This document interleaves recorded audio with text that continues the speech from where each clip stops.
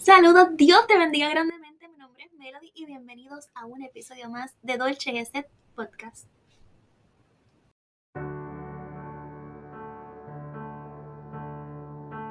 ¿Perdonar 70 veces qué? Yo no sé si pueda dar ese paso. Otra semana más y yo estoy súper contenta de compartir contigo. Adiós, gracias por esta oportunidad.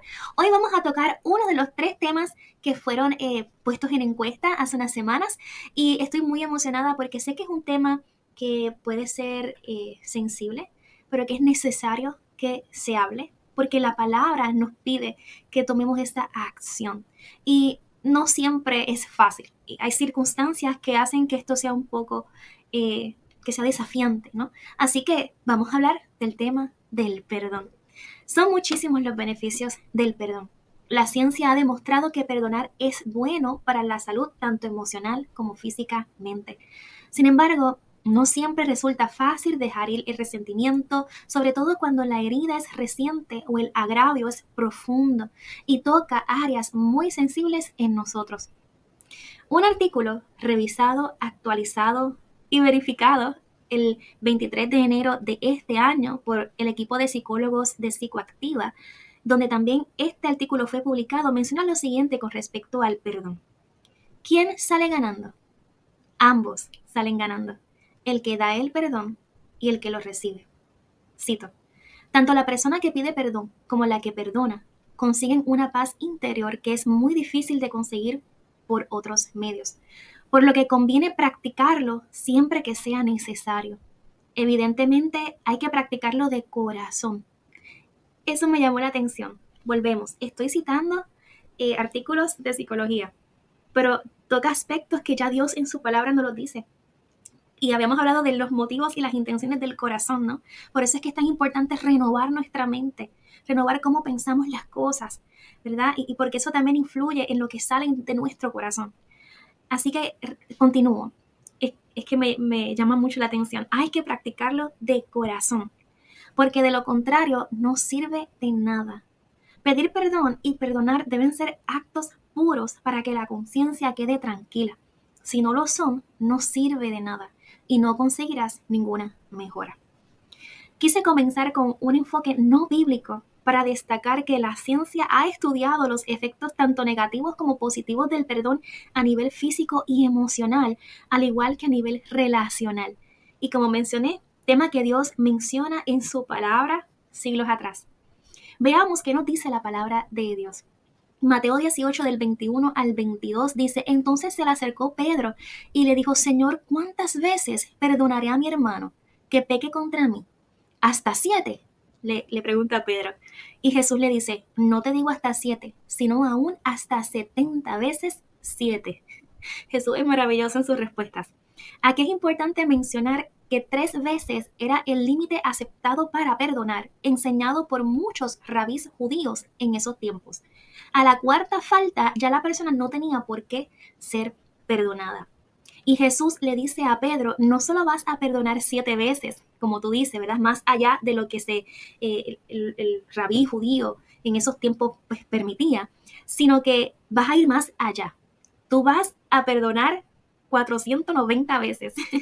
Y claro, Jesús no está diciendo que a la ofensa 491 ya no se perdonaba más. La idea aquí es que el perdón se debe dar ilimitadamente. En los siguientes versículos Jesús les menciona esta parábola. Un rey quiso hacer cuentas con sus siervos y descubre que uno de ellos le debía 10,000 talentos, que se piensa es un equivalente entre 12 millones y 1 billón de dólares americanos. Nadie, siendo siervo, podría ser capaz de pagar y saldar una deuda como esta. Sin embargo, entre sus súplicas pidió al rey tener paciencia, que él le pagaría todo. Y el rey, movido a misericordia, le perdonó la deuda. Sin embargo, este siervo se encuentra con un hombre que le debía 100 denarios, lo que era más o menos el salario de 100 días. Y aunque era bastante, era nada comparado con la deuda que el siervo tenía con el rey. Él o tuvo con el rey. El siervo, dice la escritura, ahogaba a este hombre, le sujetaba por la garganta, siendo su reacción una muy violenta. Este siervo, cuando se percata que este hombre le debía 100 denarios, su reacción fue cogerlo por el cuello. La palabra dice, le ahogaba. Este hombre estaba siendo ahogado.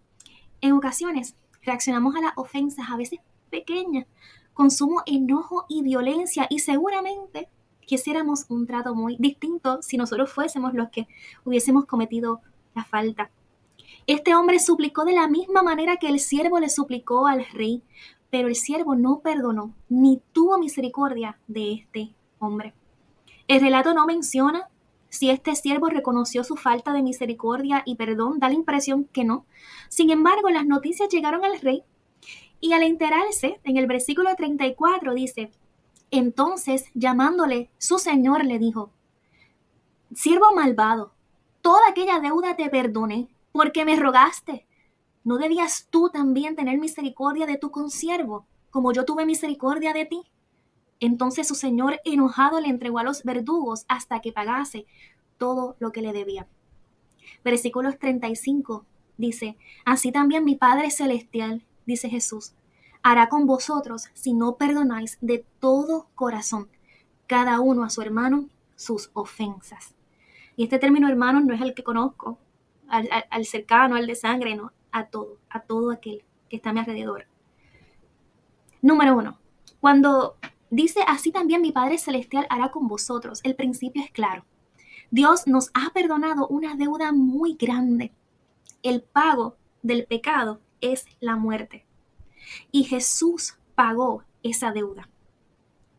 Dios perdonó una deuda muy grande. Y lo hizo enviando a su único hijo. Haciendo que cualquier deuda que se nos deba a nosotros es insignificante en comparación. Ningún hombre es capaz de ofenderme al nivel que mis pecados ofendieron a Dios. Este principio debe ser aplicado a las pequeñas cosas que se nos han hecho a nosotros, pero también en las cosas grandes que se nos han hecho.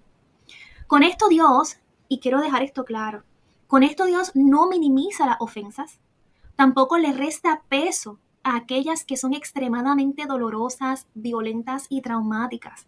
Dios quiere que sus hijos e hijas seamos completamente libres en Jesús. Hemos hablado del efecto del arrepentimiento y la nueva vida en Jesús. También que gran parte de experimentar la verdadera libertad es cambiar y renovar nuestra manera de pensar, viviendo en santidad. Pero también está la parte de pedir perdón cuando ofendemos y el perdonar cuando se nos ofende. Y este episodio se enfoca en este último, porque es el más difícil. El sufrimiento, las heridas abiertas, los recuerdos de eventos y palabras hirientes duelen. Eso es una realidad, duelen. Y todos manejamos el sufrimiento de distintas maneras, pero duelen. Dios lo sabe. Él mismo nos comprende a la perfección porque su Hijo lo experimentó en la cruz y aún así pudo decir, Padre, perdónalos porque no saben lo que hacen. Y si piensas que Jesús pudo porque era Dios, te recuerdo que Él también fue completamente humano. Dios no nos pediría hacer algo que no podamos hacer. Tampoco nos pide que lo hagamos solos. Su Espíritu, el Espíritu Santo, está en cada uno de nosotros y Él es nuestro ayudador. Podemos perdonar sin que la otra persona se arrepienta. Podemos perdonar sin que haya una reconciliación. Podemos perdonar aún cuando la otra persona no esté presente. Hay casos que son así. Podemos perdonar porque eso nos sana. Eso nos libera el alma. Saca un gran peso de nosotros porque nos permite vivir la vida en gozo y disfrutarla. ¿Cuántos realmente viven en total plenitud y gozo? Llevando una carga, llevando un dolor, un resentimiento, una amargura, una ira tan grande. ¿Será eso posible? Porque cuando perdonamos, imitamos a nuestro Padre Celestial. Esto es todo de parecernos a Cristo, de imitar la naturaleza de nuestro Padre. Y eso lo hemos hablado en episodios anteriores. Si queremos ser perdonados cuando nos equivocamos y en especial ser perdonados por Dios, ¿qué crees que debemos hacer? Nadie es perfecto. Todos hacemos cosas que no debiéramos hacer. Y por supuesto, esto jamás es una excusa o justificación para causar daño a otro. Jamás. Cada acto tiene sus consecuencias. El perdón no exime a las personas de las consecuencias de sus actos. Pero sí te libera, te da paz, te pone en una posición buena con Dios. Tú te sientes paz, en calma. Dios está atento a tu corazón y a tus sentimientos. Es un Padre preocupado por el estado de tu corazón, por el estado de mi corazón, por el estado de nuestra mente, por el estado de nuestra alma, que ahí es donde se asientan las emociones, los sentimientos y la voluntad. Es un Dios que se preocupa por todos los aspectos de nosotros, por todos. Dios está atento a tus sentimientos. Es un Padre preocupado por sus hijos. Y Él desea que podamos ser completamente libres, que seas completamente libre y pleno en Jesús. Hay actos de perdón que podremos hacerlos directamente con el que nos ofendió. Actos de perdón que comenzarán o solo podrán hacerse a solas con Dios, pidiendo a Dios que te revele todo lo que causó en ti aquello que te lastimó. Sí, hay que sacar a veces el espacio. Siempre hay que sacar el espacio. Pero hay que estar dispuestos a sacar el espacio para este tema. Para solamente estos momentos donde necesitamos perdonar y ser perdonados. Esto es importante. Y hay momentos en los, como les decía, hay que ir directamente a Dios. A veces no podemos ir directamente al que nos ofendió, a veces sí. Pero podemos ir a Dios y pedirle que nos revele qué fue lo que causó todo esto que me lastimó. Expresarle a Dios cómo eso te hace sentir, que quieres renunciar a eso. En ese espacio puedes expresarle arrepentimiento, claro que sí, por permitir que esos pensamientos y sentimientos negativos tomaran control sobre ti.